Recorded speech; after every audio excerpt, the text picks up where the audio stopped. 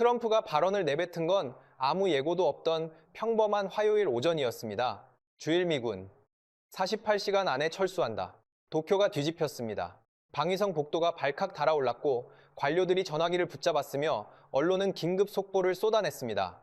주일 미군이 빠지면 누적 40조 원에 달하는 방위비 투자가 하루아침에 공중분해된다며 일본 전역이 극렬하게 반발했습니다. 그런데 그 소동으로부터 며칠 뒤 펜타곤 극비 보고서 한 장이 조용히 회람되었습니다. 대한민국 현무칠, 탄두 중량 8톤, 잽 제로 7m. 전 세계에서 이 수치를 달성한 나라는 단 두 곳이었습니다. 미국과 러시아. 그런데 이제 세 번째 이름이 올라와 있었습니다. 그리고 그 이름 옆에는 일본 방위성이 오래도록 붙여두었던 낡은 딱지가 여전히 붙어 있었습니다. 4등급, 기술 추격국. 도대체 그 사이에 무슨 일이 있었던 걸까요? 저는 미 육군 전략기획참모 소속 마크 밀리 준장입니다. 솔직히 말씀드리면 이건 제 입장에서도 불편한 이야기입니다. 한국과 미국, 두 동맹국을 동시에 건드리는 이야기거든요. 그런데 불편하다고 입을 닫으면 나중에 더 큰 문제가 됩니다. 그래서 말씀드리겠습니다. 파견 18개월, 저는 주일 연락참모단 소속으로 도쿄에서 일본 방위성과 합동 위협 분석 업무를 수행했습니다. 쉽게 말하면 일본이 어떤 나라를 얼마나 위협으로 보는지 그 인식의 내부 구조를 미국 측에서 함께 들여다보는 역할이었습니다. 그 업무를 시작하고 처음 접한 문서가 있었습니다. 방위성 내부에서 돌던 위협 순위표, 공식 명칭은 주변국 군사역량 등급 분류표. 저는 그 문서를 펼치는 순간 고개를 갸우뚱할 수밖에 없었습니다. 중국이 1등급, 러시아가 2등급, 북한이 3등급. 여기까지는 누구나 예상하는 구성이었습니다. 그런데 한국은요, 4등급이었습니다. 4등급의 정식 명칭이 뭔지 아십니까? 기술 추격, 위협이 아니라 추격자라는 뜻입니다. 일본 방위성의 시선 속에서 한국은 아직 자기들을 위협할 단계에 도달하지 못한 한참 뒤에서 따라오고 있는 나라였다는 겁니다. 저는 그 분류를 보면서 속으로 되물었습니다. 이게 정말 2023년 문서가 맞습니까? 이유가 있었습니다. 저는 그전 해에 한국 국방과학연구소의 브리핑 자료를 비공식 채널로 받아본 적이 있었거든요. 현무 시리즈의 사거리 확장 추이, 탄두 중량 증가 곡선, 극초음속 활공체 기반 신형 탄도미사일 개발 정황까지 미국 본토 분석관들 사이에서도 조용히 회자되던 내용이었습니다. 그런데 바로 옆 나라인 일본은 그걸 4등급 서랍에 넣어두고 있었던 겁니다. 마치 서랍에 넣으면 없어지기라도 하는 것처럼. 당시 제가 직접 함께 업무를 했던 인물이 있습니다. 방위정책국 차장 야마모토 겐지. 방위성 안에서도 분석력이 뛰어나다는 평가를 받는 인물이었습니다. 하루는 제가 그에게 직접 물었습니다. 차장님, 한국 미사일 역량이 4등급으로 유지되는 근거가 뭡니까? 야마모토 차장은 커피잔을 내려놓으며 태연하게 대답했습니다. 밀리 준장님, 한국의 재래식 미사일이 사거리와 정밀도 면에서 발전하고 있는 건 사실입니다. 하지만 전략적 위협이라 함은 핵탄 탑재 가능성, 이동식 발사대의 생존성, 그리고 지휘 통제 체계의 실전 연동 수준까지 포괄해야 합니다. 한국은 아직 그 단계에 있지 않다고 보고 있습니다. 일견 논리적으로 들렸습니다. 저도 그 자리에서는 고개를 끄덕였습니다. 그런데 속으로는 전혀 다른 생각을 하고 있었습니다. 이 사람들이 정말 모르는 건가? 아니면 알면서도 인정하기 싫은 건가? 대한민국은 지구상에서 유일하게 실전에 가장 근접한 전쟁 경험을 보유한 나라입니다. 실제로 분단된 나라이고 지금도 휴전 중입니다. 그 무게가 무기 개발에 어떤 방향성을 부여하는지를 야마모토 차장은 계산에 넣지 않고 있었습니다. 그 무렵 일본 내부에서는 훨씬 뜨거운 논쟁이 벌어지고 있었습니다. 반격능력법 개정 문제였습니다. 전수방위 원칙을 유지하면서도 적 기지를 선제 타격할 수 있는 법적 근거를 마련하겠다는 것. 그리고 그 논쟁의 배후에는 항상 핵 보유론이 유령처럼 따라붙었습니다. 자체 핵무장이 필요한 것 아니냐는 목소리가 정치권 안팎에서 점점 커지고 있었거든요. 그러니까 일본 안보 엘리트들의 머릿속은 온통 중국의 핵 확장, 북한의 핵 고도화, 그리고 자국의 핵 옵션으로 가득 차 있었습니다. 한국의 재래식 미사일 따위는 신경 쓸 여유가 없었다는 뜻입니다. 나름 일관성 있는 사고방식처럼 들리기도 했죠. 그런데 문제는 불과 3일 뒤에 터졌습니다. 한국이 현무7 시험 발사 성공을 공식 발표한 겁니다. 공개된 수치만으로도 저는 의자에서 등을 떼야 했습니다. 그런데 일본 방위성의 반응은 어땠을까요? 제가 직접 목격한 내부 보고서의 결론 문구를 그대로 전해드리겠습니다. 한국 내 정치적 목적의 과장 발표로 판단되며 실전 배치까지는 상당 기간 소요될 것으로 분석됨. 정치적 과장. 그게 그 사람들의 결론이었습니다. 여러분, 생각해 보십시오. 핵을 가진 나라는 위협이고 핵이 없는 나라는 추격자라는 분류. 그 분류가 얼마나 위험한 착각인지를 핵이 없어도 전쟁의 판을 뒤집는 무기는 존재합니다. 그리고 한국은 그 무기를 이미 만들어 두고 있었습니다. 일본이 서랍을 정리하고 있는 동안에 야마모토 차장이 커피잔을 내려놓으며 보여주었던 그 여유로운 표정. 저는 아직도 기억합니다. 그게 착각의 얼굴이었다는 걸. 그때는 그 사람도, 솔직히 저도 완전히는 몰랐습니다. 그런데 그로부터 얼마 지나지 않아 그 서랍 속 4등급짜리 나라가 일본 방위성의 분류체계 전체를 흔들어 버리는 일이 벌어집니다. 서랍이 깨지기 시작한 건 숫자 때문이었습니다. 펜타곤으로 복귀한 뒤 얼마 지나지 않아 동부와 전략실에 한국 측 공개 재원 일부가 언론을 통해 흘러나왔습니다. 저는 보통 공개 재원이라고 하면 반쯤 포장된 홍보용 수치라고 생각하는 편입니다. 어느 나라든 무기를 공개할 때는 보여주고 싶은 것만 보여주니까요. 그런데 그날 화면에 뜬 두 개의 숫자가 저를 멈추게 했습니다. 하나는 고중량 관통탄두의 지중 침투 깊이였고 다른 하나는 원형 공산 오차, 즉 초정밀 타격 수치였습니다. 저는 그 숫자들을 보고 한참 동안 모니터 앞에 가만히 앉아 있었습니다. 왜냐하면 그 수치가 사실이라면 이건 단순한 미사일이 아니거든요. 지상에 있는 목표물을 타격하는 수준이 아니라 땅 아래 수십 미터에 묻혀 있는 시설을 뚫고 들어가 파괴하겠다는 설계. 의도가 숫자 안에 그대로 박혀 있었던 겁니다. 여러분, 한 가지만 여쭤보겠습니다. 땅속 깊이 파묻힌 시설을 재래식 탄두로 뚫을 수 있는 나라가 이 세상에 몇 개나 된다고 생각하십니까? 미국이 있습니다. 그 다음은 거의 공백에 가깝습니다. 이스라엘이 일부 역량을 갖추고 있다는 분석이 있지만 완성도 면에서는 확실하다고 말하기 어렵습니다. 그런데 한국이 그 대열에 이름을 올리기 시작한 겁니다. 핵탄도 없이 리처드 하워드 실장이 저를 불렀습니다. 동부와 전략실 안쪽, 보안 등급이 한 단계 더 높은 분석실이었습니다. 들어가 보니 벽면 스크린에 이미 자료가 펼쳐져 있었습니다. 북한 지하 군사시설의 위치와 매설 깊이를 정리한 미국 정보기관의 분석 데이터였습니다. 저는 그걸 보는 순간 등골이 서늘해지는 감각을 느꼈습니다. 한국이 공개한 관통 깊이 수치와 북한 핵심 지하시설의 매설 깊이가 거의 정확하게 맞물리고 있었거든요. 하워드 실장이 스크린을 가리키며 말했습니다. 밀리, 이건 우연의 일치가 아니야. 한국은 처음부터 이 시설들을 겨냥하고 탄두를 설계한 거야. 숫자가 말해주고 있어. 저도 같은 생각이었습니다. 그런데 동시에 머릿속에서 다른 계산이 돌아가기 시작했습니다. 한국의 이 역량이 북한만을 향한 것이라고 과연 확신할 수 있느냐는 겁니다. 땅속 수십 미터를 뚫는 관통탄두와 한 자릿수의 CP가 결합되면 그건 특정 국가를 겨냥한 무기가 아니라 개념 자체가 전략급으로 올라섭니다. 방향만 바꾸면 어디든 닿는 거니까요. 그로부터 며칠 뒤 전혀 다른 방향에서 날아온 자료 하나가 저를 더 놀라게 했습니다. 일본 방위비 추계 분석 보고서, 펜타곤 예산 분석실에서 작성한 건데 일본이 반격 능력 확보와 미사일 방어 강화를 위해 향후 10년간 투입해야 하는 방위비 누적 규모를 시뮬레이션한 결과가 담겨 있었습니다. 숫자를 보는 순간 저는 의자 등받이에 몸을 기댔습니다. 40조 원 이상, 현재 환율로 환산하면 상상하기 어려운 규모였습니다. 그런데 진짜 문제는 금액 자체가 아니었습니다. 구조였습니다. 한국이 현무칠 한 발을 고도화할 때마다 일본은 그걸 막기 위해 수십 배의 비용을 방어 체계에 쏟아부어야 하는 구조. 공격 한 발의 단가와 방어 한 세트의 단가가 비교 자체가 되지 않는 겁니다. 이건 권투에서 제반방에 상대방이 풀가드를 올려야 하는 상황과 같습니다. 잽을 날리는 쪽은 체력 소모가 거의 없는데 막는 쪽은 팔이 먼저 내려앉게 되어 있거든요. 비용의 비대칭이라는 건 바로 그런 겁니다. 하워드 실장이 보고서를 덮으며 한마디 했습니다. 일본이 돈을 더 쓸수록 오히려 더 불리해지는 판이 되고 있어. 이건 군비 경쟁이 아니야. 시작하기도 전에 이미 기울어진 소모전이지. 저는 그 말에 아무 대답도 하지 못했습니다. 왜냐하면 그게 사실이었으니까요. 그 무렵 워싱턴에서 하나의 세미나가 열렸습니다. 지시.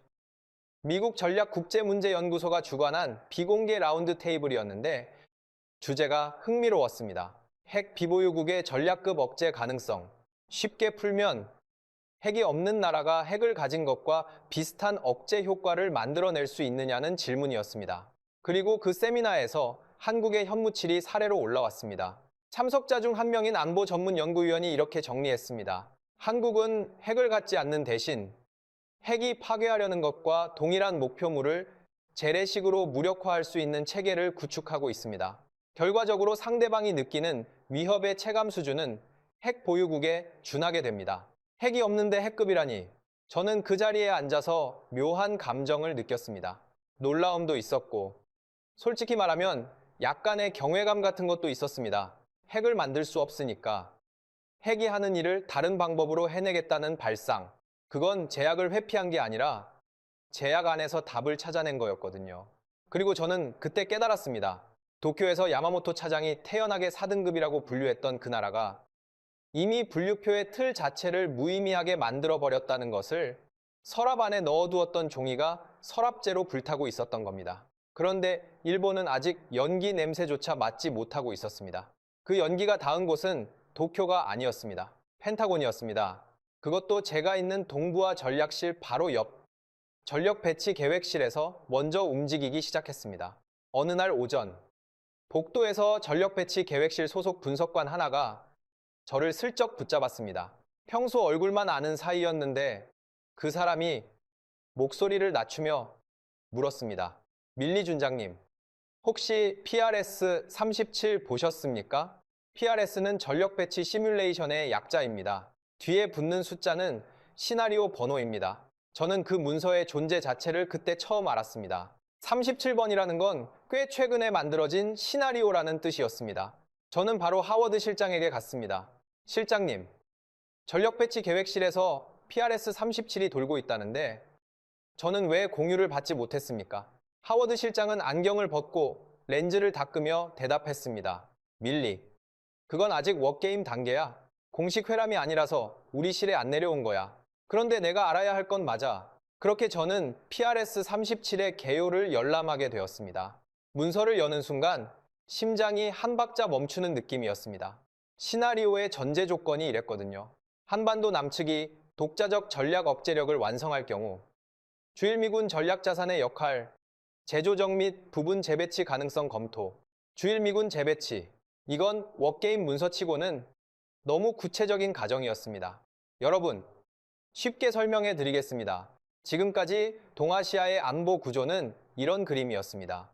미국이 한국과 일본 양쪽에 군사력을 배치하고 그 우산 아래에서 두 나라가 각자의 방어를 보완하는 형태. 한국에는 주한미군, 일본에는 주일미군. 이 구조가 수십 년간 단 한 번도 근본적으로 흔들린 적이 없었습니다. 그런데 PRS-37은 그 구조의 한쪽 기둥을 빼보면 건물이 어떻게 되는지를 시뮬레이션하고 있었던 겁니다. 시나리오의 핵심 논리는 이랬습니다.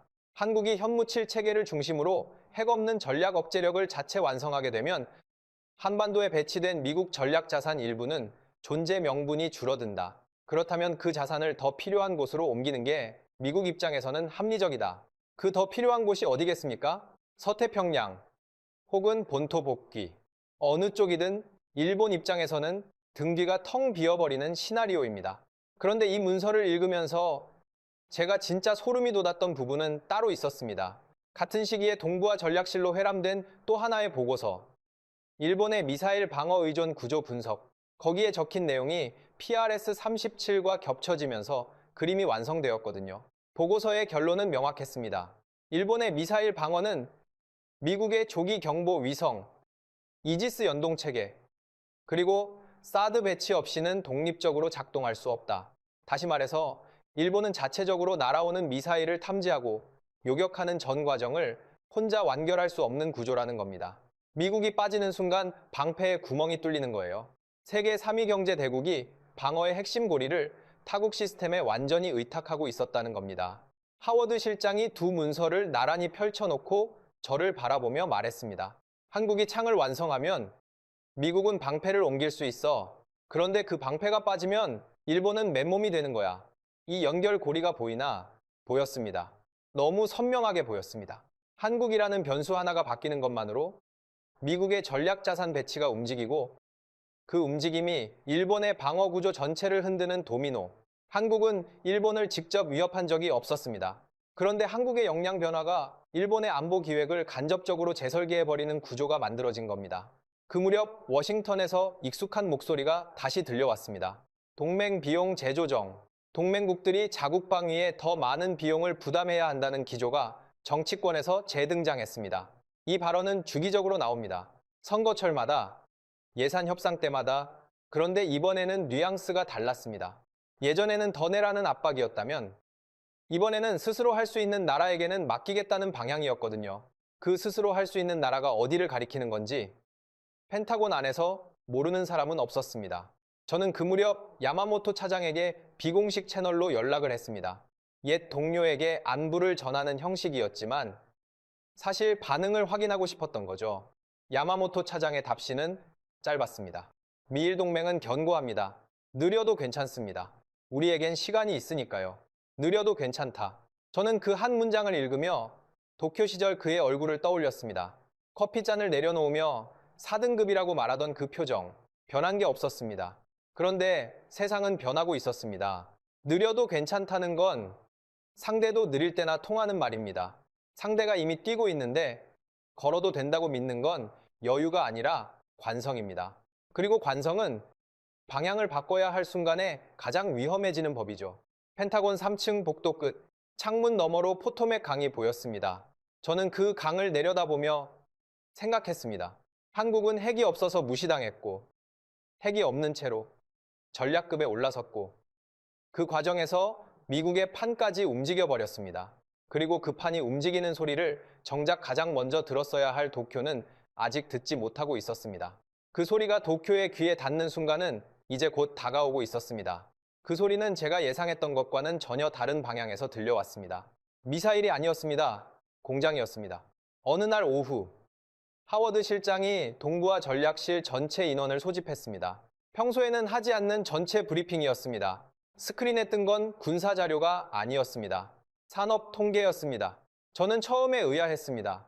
전략실에서 왜 산업 지표를 보는 거지? 그런데 첫 번째 슬라이드가 뜨는 순간 그 의문은 사라졌습니다. 한국 반도체 공정 자동화율, 세계 최상위권. 단순히 칩을 잘 만든다는 이야기가 아니었습니다. 설계에서 패키징까지 전 공정을 사람 손이 거의 닿지 않는 상태로 돌릴 수 있다는 뜻이었거든요. 하워드 실장이 레이저 포인터로 수치를 짚으며 말했습니다. 여러분이 보고 있는 이 자동화율은 단순한 제조업 지표가 아닙니다. 이건 그 나라가 정밀 무기를 얼마나 빠르게, 얼마나 균일한 품질로 찍어낼 수 있는지를 보여주는 지표입니다. 그 한마디에 실이 조용해졌습니다. 저도 그제야 이해했습니다. 반도체 공정 자동화율이 왜 전략실 브리핑에 올라왔는지를. 미사일의 유도 장치에는 반도체가 들어갑니다. 관통탄두의 신관 제어에도, 극초음속 활공체의 자세 보정에도 칩이 필요합니다. 그 칩을 자국 내에서 자동화된 라인으로 안정적으로 공급할 수 있다는 건 뭘 의미합니까? 전시에도 무기 생산이 멈추지 않는다는 뜻입니다. 두 번째 슬라이드가 넘어갔습니다. 이번에는 인프라 데이터였습니다. 한국의 초고속 통신망 보급률과 고속철도 노선 밀도, 통신망이 미사일과 무슨 상관이냐고 생각하실 수 있습니다. 상관이 있습니다. 그것도 아주 깊이. 현대전에서 미사일은 혼자 날아가는 게 아닙니다. 발사 명령이 내려지고 표적 좌표가 실시간으로 갱신되고 비행 중간에도 경로 수정 데이터가 전송됩니다. 이 모든 과정이 통신 인프라 위에서 돌아가는 겁니다. 그 인프라가 촘촘하고 빠르다는 건 전쟁의 신경계가 튼튼하다는 뜻입니다. 고속철도 밀도도 마찬가지였습니다. 단순히 사람을 빨리 실어 나르는 게 중요한 게 아닙니다. 이동식 미사일 발사대를 빠르게 재배치하고 보급 물자를 신속하게 전달하고 분산 배치된 지휘소의 물리적 연결을 유지하는데 교통 인프라의 밀도가 직접적으로 작용합니다. 한국은 국토 면적이 작다는 약점을 그 좁은 땅 위에 세계에서 가장 빽빽한 물류 신경망을 깔아 넣는 것으로 뒤집어 버린 겁니다. 저는 슬라이드를 보면서 혼자 중얼거렸습니다. 이건 무기가 아니라 체질이구나. 한국이 현무치를 만든 게 아니라 한국이라는 나라 자체가 현무치를 만들 수밖에 없는 구조로 돌아가고 있구나. 세 번째 슬라이드에서 저는 완전히 무릎을 쳤습니다. K9 자주포, 수출 납기 이행률 99, 2%. 이 숫자가 얼마나 비정상적인 건지 설명해 드리겠습니다. 방산 수출에서 납기를 맞추는 건 생각보다 훨씬 어렵습니다. 부품 하나가 늦으면 조립이 밀리고 시험 사격에서 한 발이 기준치를 벗어나면 인도가 지연됩니다. 미국 방산업체의 평균 납기 이행률이 70%대 중반이라는 걸 감안하면 99 이라는 숫자가 얼마나 이례적인 건지 아시겠습니까? 약속한 날짜에 약속한 수량을 약속한 품질로 넘긴다는 것. 말은 쉽지만 이걸 실행하려면 설계에서 원자재 조달, 공정관리, 품질 검수, 물류까지 전부가 시계처럼 맞물려 돌아가야 합니다. 그리고 저는 그 순간 깨달았습니다. 현무칠의 CEP가 한 자릿수인 것과 K9의 납기 이행률이 99, 2인 것이 같은 뿌리에서 나온 거라는 걸. 정밀도입니다. 미사일이 표적을 정확히 타격하는 정밀도와 공장이 납기를 정확히 지키는 정밀도는 본질적으로 같은 역량입니다. 공정을 통제하고 오차를 줄이고 시스템 전체를 예측 가능한 범위 안에서 작동시키는 능력. 한국은 그걸 반도체 라인에서도 자주포 공장에서도 미사일 조립동에서도 똑같이 해내고 있었던 겁니다. 브리핑이 끝난 뒤 저는 하워드 실장에게 물었습니다. 실장님, 일본 쪽에서도 이 데이터를 보고 있을까요? 실장은 잠시 침묵하다가 대답했습니다. 이미 보고 있을 거야.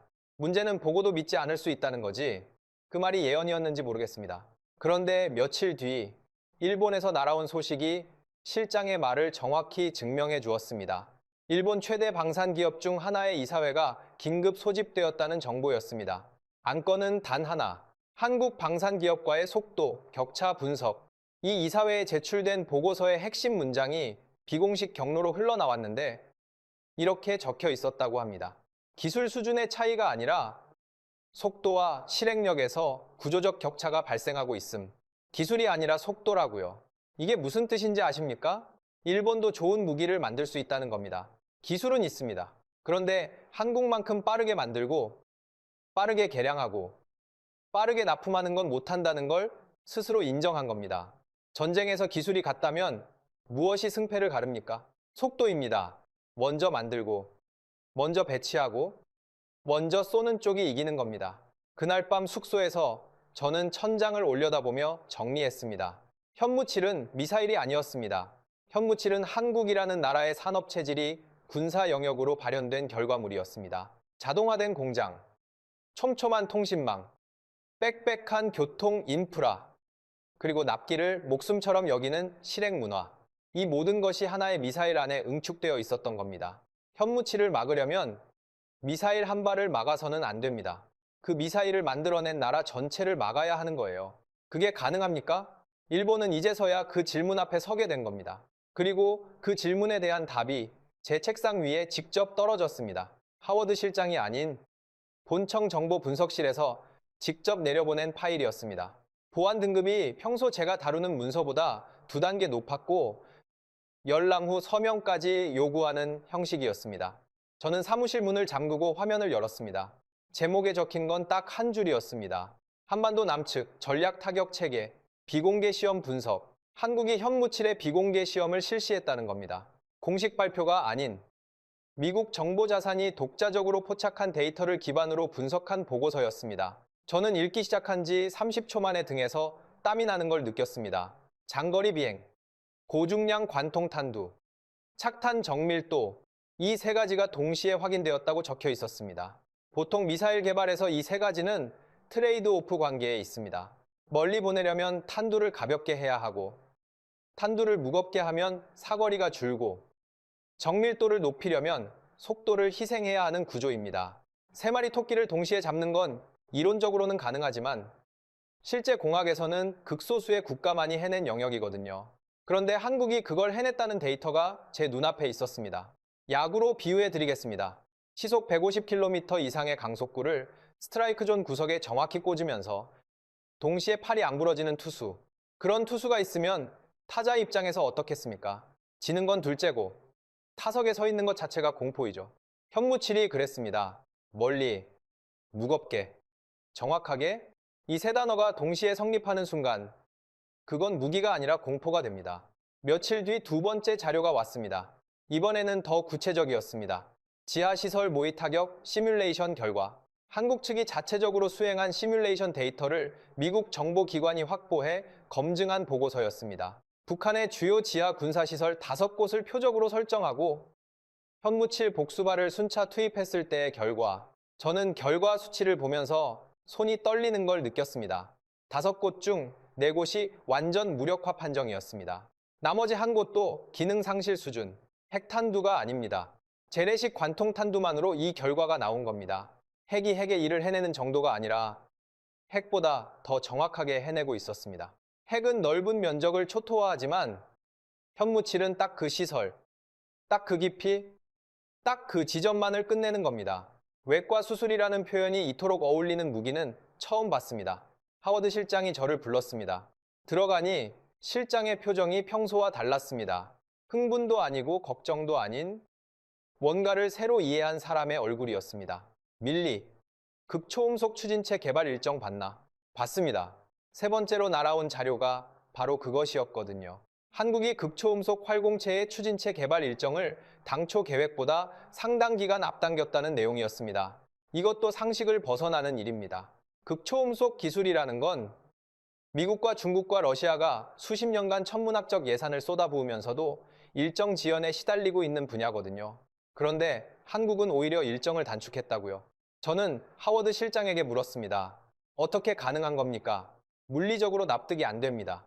실장은 어제의 브리핑 슬라이드를 다시 띄웠습니다. 반도체 자동화율, 통신망 밀도, 납기 이행률, 그리고 말했습니다. 답은 어제 봤잖아. 이 나라는 시험, 분석, 수정, 재시험의 사이클을 다른 나라보다 압도적으로 빠르게 돌릴 수 있는 산업 구조를 가지고 있어. 기술 자체가 뛰어난 것만이 아니야.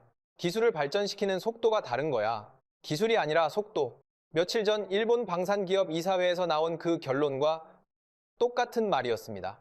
그런데 그 속도가 이제 극초음속이라는 단어 안에 문자 그대로 실현되고 있었던 겁니다. 그리고 4번째 자료. 이것이 저를 완전히 침묵하게 만들었습니다. 일본 방위성 내부에서 실시한 요격 시뮬레이션 결과가 비공식 경로로 흘러나온 겁니다. 한국의 현무 7급 미사일을 가상표적으로 설정하고 일본이 보유한 미사일 방어 체계로 요격을 시도한 결과는 처참했습니다. 요격 성공률이 기준치를 크게 밑돌았다는 거였죠. 왜 그런지 아십니까? 현무7의 설계 자체가 기존 요격 체계의 탐지 패턴을 우회하도록 만들어져 있었기 때문입니다. 고도를 변칙적으로 변화시키고 종말 단계에서 급격한 기동을 수행하고 속도 자체가 기존 요격 미사일의 반응 시간을 초과하는 구조. 이건 단순히 빠른 미사일이 아닙니다. 방어 체계를 연구하고 그 방어의 빈틈을 역설계해서 설계에 반영한 시스템 전술인 겁니다. 창의 방패를 이긴 게 아니라 창의 방패의 설계도를 읽고 나서 만들어진 거예요. 저는 그날 야마모토 차장의 옛말을 떠올렸습니다. 사거리와 정밀도 면에서 발전하고 있는 건 사실이지만 전략적 위협은 아니라고 했던 그 말. 그때 그가 말한 조건들. 핵탄 탑재 가능성, 이동식 발사대 생존성, 지휘 통제 체계의 실전 연동. 한국은 핵탄 대신 그것보다 더 정밀한 관통탄두를 올렸고 이동식 발사대는 세계 최고 밀도의 교통 인프라 위에서 움직이고 있었고 지휘 통제는 세계 최고 수준의 통신망과 실시간으로 연동되고 있었습니다. 야마모토 차장이 세운 기준을 한국은 핵도 없이 전부 충족해버린 겁니다. 아니, 핵이 없기 때문에 오히려 더 정교하게 충족한 거였죠. 하워드 실장이 창밖을 바라보며 조용히 말했습니다. 이건 게임 체인저가 아니야. 밀리. 게임 자체가 바뀐 거야. 저는 아무 말도 하지 못했습니다. 실장의 말이 맞았으니까요. 현무7은 미사일이 아니었습니다. 전쟁의 문법을 새로 쓴 문장이었습니다. 그 새로운 문법을 쓴 사람을 저는 직접 만났습니다. 워싱턴에서 열린 한미 방산기술 교류 세미나. 공식적으로는 양국 기술진 간의 정보 공유 행사였지만 실질적으로는 서로의 역량을 눈으로 확인하는 자리였습니다. 펜타곤에서도 참관 인원을 보냈고 저도 하워드 실장의 지시로 참석하게 되었습니다. 솔직히 말씀드리면 저는 그날 한국 측 발표에 큰 기대를 하지 않았습니다. 기술 세미나라는 게 대부분 이미 공개된 수치를 정리해서 보여주는 수준이니까요. 그런데 한국 측 브리핑 순서가 되었을 때 연단에 올라온 사람을 보고 저는 조금 놀랐습니다. 38살, 김도현, 직함은 국방과학연구소 극초음속 체계 통합팀 선임연구원. 나이가 아니라 직함이 먼저 눈에 들어왔습니다. 극초음속 체계 통합이라는 건 개별 기술이 아니라 전체 시스템을 하나로 묶는 역할이라는 뜻이거든요. 미국에서 같은 직무를 맡으려면 최소 50대 중반, 경력 20년 이상의 수석 엔지니어가 투입됩니다. 그런데 38이라고요. 저는 옆에 앉은 미 공군 소속 분석관에게 속삭였습니다. 저 사람 나이가 맞나요? 분석관이 자료를 확인하고 고개를 끄덕였습니다. 맞았습니다. 김도현 연구원이 마이크를 잡았습니다. 그런데 첫 마디부터 분위기가 달랐습니다. 인사도, 전제 설명도, 겸손한 도입부도 없었습니다. 화면에 수치가 뜨자마자 바로 본론으로 들어갔습니다. 추진체 연소 안정성, 기준치 대비 104% 달성, 활공체 자세, 제어, 응답 속도, 목표 대비 23% 단축, 종말 단계, 기동 반경, 설계치 충족. 그 사람의 목소리에는 감정이 없었습니다. 자부심도, 겸손함도, 긴장도 없었습니다. 마치 오늘 아침 기온을 읽어주는 것처럼 담담하게 숫자를 나열했습니다. 표정은 단 한 번도 변하지 않았습니다. 저는 펜타곤에서 수많은 브리핑을 들어왔습니다. 미국 방산업체의 기술자들은 자신의 성과를 발표할 때 어느 정도 열기가 있습니다. 눈빛에 자부심이 서리고 목소리에 강조가 들어가죠. 그게 자연스러운 겁니다. 그런데 이 사람은 완전히 달랐습니다. 차가운 게 아니라 이미 확인된 사실을 전달하고 있을 뿐이라는 태도, 성과를 자랑하는 사람의 얼굴이 아니라 시스템 작동 결과를 보고하는 사람의 얼굴이었습니다. 회의실이 조용해졌습니다. 저만 느낀 게 아니었습니다. 영국 측 참관 무관이 팔짱을 풀었고 독일 측 기술 고문은 안경을 고쳐 썼습니다. 프랑스 측 분석관은 노트에 펜을 내려놓고 화면만 바라보고 있었습니다. 모두가 같은 걸 느끼고 있었습니다. 이 사람이 발표하고 있는 건 계획이 아니라 결과라는 것, 될 겁니다가 아니라 됐습니다라는 것. 그런데 저를 진짜 멈추게 한 건 그 다음 슬라이드였습니다.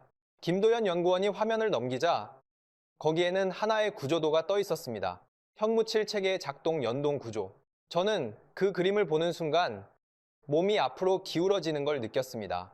미사일 하나가 발사되기까지의 과정이 그려져 있었는데 그 안에 들어가 있는 주체가 한두 곳이 아니었습니다.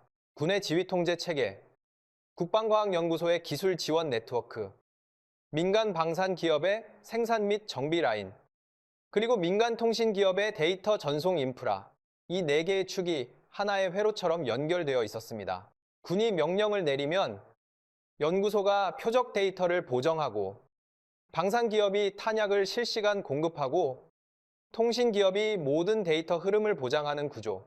김도현 연구원은 이 구조를 설명하면서도 표정 하나 변하지 않았습니다. 발사 결심에서 탄착까지의 전 과정이 단일 네트워크 안에서 완결됩니다. 외부 의존 없이 그 한마디가 회의실 안의 공기를 바꿨습니다. 미국 의존 없이라는 뜻이 아니겠느냐는 해석이 참석자들 사이에서 무음으로 흘렀습니다. 저도 같은 생각이었습니다. 이건 미사일 체계가 아니었습니다. 독립된 전쟁 작동 체계였습니다. 군, 산업, 연구, 통신이 하나로 묶여서 버튼 하나면 전체가 작동하는 시스템. 미국이 개입하지 않아도, 미국의 위성이 없어도, 미국의 지휘체계와 연동되지 않아도 스스로 굴러가는 구조를 만들어낸 겁니다. 브리핑이 끝난 뒤 질의응답 시간에 아무도 손을 들지 않았습니다. 질문이 없어서가 아닙니다.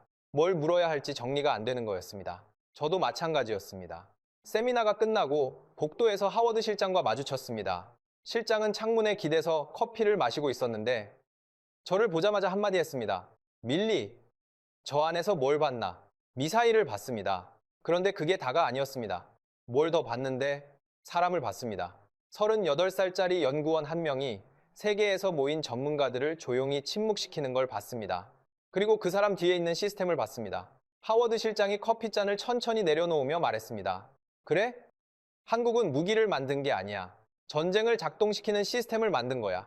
미사일은 그 시스템의 출력물일 뿐이지 진짜 무서운 건 미사일이 아니라 저런 사람이 저 나이에 저 자리에 있다는 사실이야. 그리고 저런 사람이 한 명이 아닐 거라는 사실이지. 저는 그 말을 들으며 김도현 연구원의 얼굴을 떠올렸습니다. 표정 하나 변하지 않고 숫자를 읽어내려가던 그 담담한 눈, 그 눈이 말하고 있었습니다. 이건 제 성과가 아니라 우리 시스템의 결과라고. 한 사람의 천재가 만든 무기가 아니라 한 나라의 체계가 작동해서 나온 산출물이라고. 그래서 더 무서운 겁니다. 천재는 은퇴하지만 시스템은 다음 사람을 만들어내니까요. 무기를 하나 파괴하는 건 어렵지 않습니다. 그런데 무기를 만들어내는 시스템을 파괴하는 건 가능합니까? 공장을 부숴도 설계도가 남고, 설계도를 없애도 그걸 그린 사람이 남고, 사람을 흩어놓아도 그 사람을 키워낸 교육과 문화와 산업 구조가 남습니다. 한국이 만든 건 미사일이 아니었습니다. 미사일을 계속 만들어낼 수 있는 나라 자체를 만든 겁니다. 그 서랍은 안에서부터 부서졌습니다.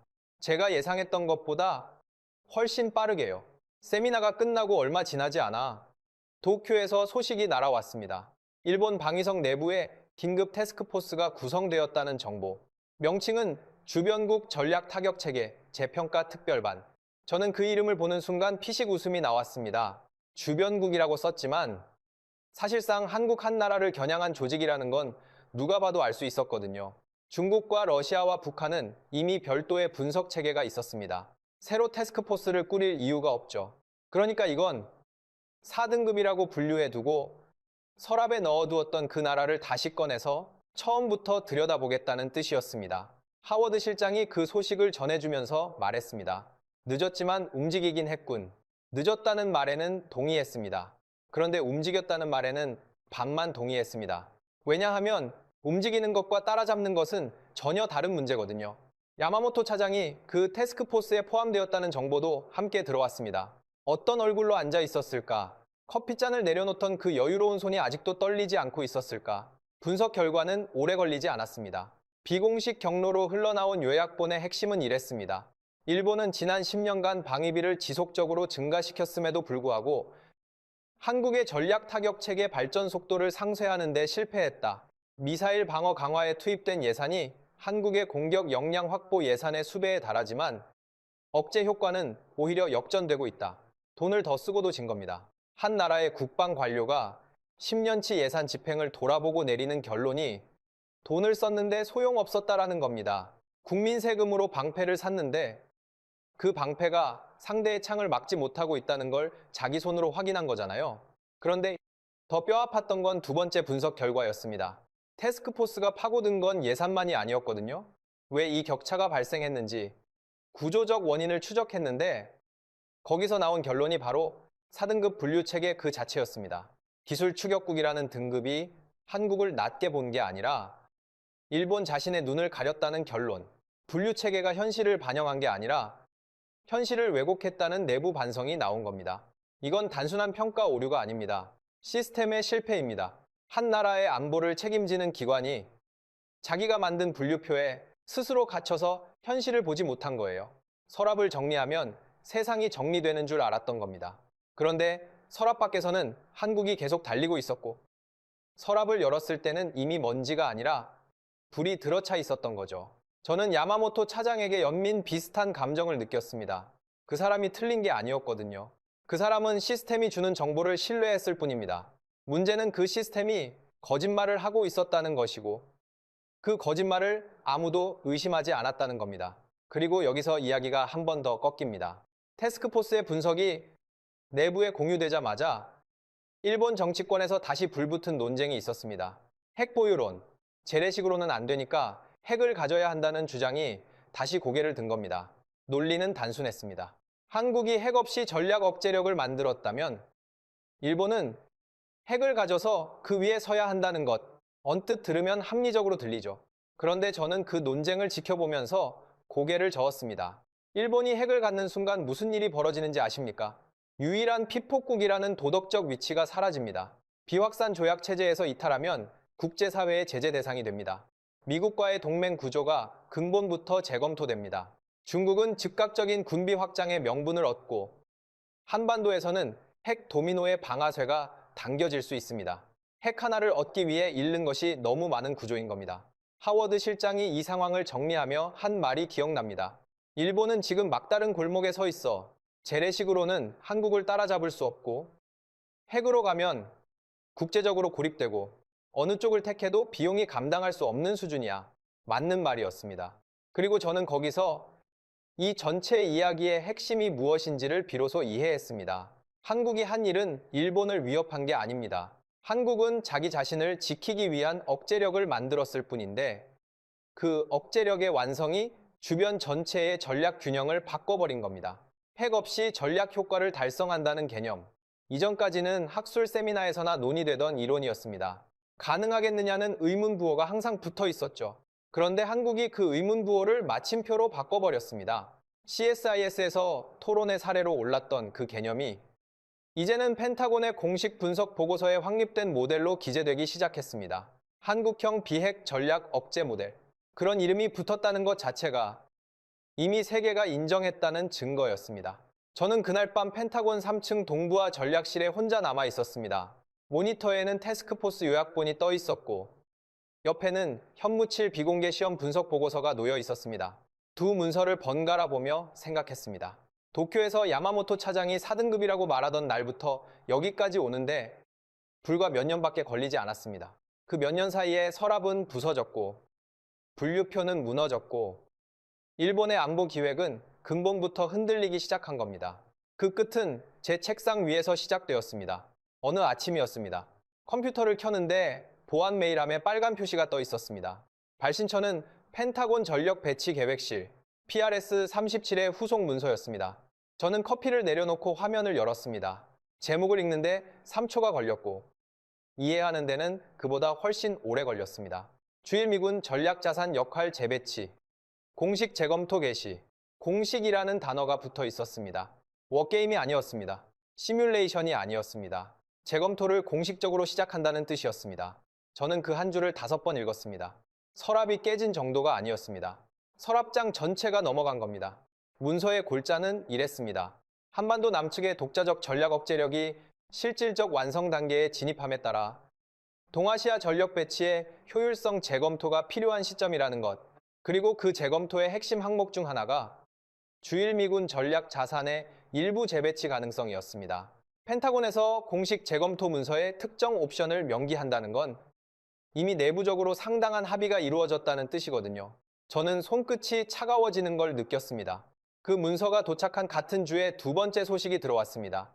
미국 국방부 산하 전략평가 보고서 최신판이 발간되었는데 거기에 한국이 새로운 위치로 기재되어 있었습니다. 동아시아 안보 구조의 핵심 억제축. 종전까지 그 자리에는 미국과 일본만 있었습니다. 한미일 삼각구도에서 한국은 항상 북한 대응의 전방 기지로만 언급되었을 뿐 지역 전체에 대한 억제축으로 기술된 적은 없었거든요. 그런데 이제는 미국, 일본과 나란히 병기된 겁니다. 아니, 솔직히 말하면 병기된 게 아니라 새로운 축으로 추가된 거였죠. 하워드 실장이 그 보고서를 펼쳐 보이며 제게 물었습니다. 밀리, 이 보고서에서 가장 중요한 변화가 뭔지 알겠나? 한국이 억제축에 올라간 것 아닙니까? 실장이 고개를 저었습니다. 그것도 중요하지만 더 중요한 건 이거야. 한국이 올라간 게 아니라 한국을 빼고는 동아시아 전략을 설계할 수 없게 되었다는 거야. 예전에는 한국 없이도 그림이 그려졌어. 이제는 안 돼. 한국이 변수가 아니라 상수가 된 거지. 변수에서 상수로, 수학에서 변수는 빼도 됩니다. 다른 값으로 대체해도 식은 성립하죠. 그런데 상수는 빼면 식 자체가 무너집니다. 한국이 동아시아 안보방 정식의 상수가 되었다는 건 이 지역의 모든 전략적 계산에 한국이 기본값으로 깔린다는 뜻입니다. 미국도, 일본도, 중국도 한국을 빼놓고는 자기 전략을 세울 수 없게 된 겁니다. 그리고 사흘 뒤 도쿄에서 온 세 번째 소식이 이 모든 것을 확인해 주었습니다. 일본 방위성이 주변국 군사 역량 등급 분류표를 개정했다는 정보. 한국의 등급이 변경되었습니다. 4등급, 기술 추격국, 그 분류가 삭제되고 한국은 최소 2등급 이상, 전략적 고려 대상국으로 상향 조정되었다는 거였습니다. 저는 그 소식을 듣고 한동안 아무 말도 하지 못했습니다. 기쁨이 아니었습니다. 통쾌함도 아니었습니다. 2023년에 도쿄에서 처음 그 분류표를 봤을 때 저는 고개를 갸우뚱했었습니다. 한국이 4등급이라고. 그때의 의문이 지금 이렇게 현실로 답을 받은 겁니다. 그 서랍 속 4등급짜리 나라가 서랍을 부수고 분류표를 바꾸고 결국 일본의 안보 기획 전체를 재편하게 만든 거잖아요. 이게 말이 됩니까? 안 됩니다. 한국이 그걸 해냈으니까요. 야마모토 차장에게 마지막으로 연락이 온 건 등급 개정 소식이 있고 얼마 후였습니다. 짧은 메시지였습니다. 밀리 준장님, 당신이 옳았습니다. 저는 그 메시지를 읽으며 야마모토 차장의 손을 떠올렸습니다. 커피잔을 내려놓던 여유로운 그 손, 4등급이라고 말하며 태어나던 그 표정, 그 사람이 틀린 게 아니었습니다. 그 사람은 자기 시스템을 믿었을 뿐입니다. 문제는 그 시스템이 현실을 담기에 너무 오래된 서랍이었다는 겁니다. 야마모토 차장의 패배가 아니었습니다. 서랍의 패배였습니다.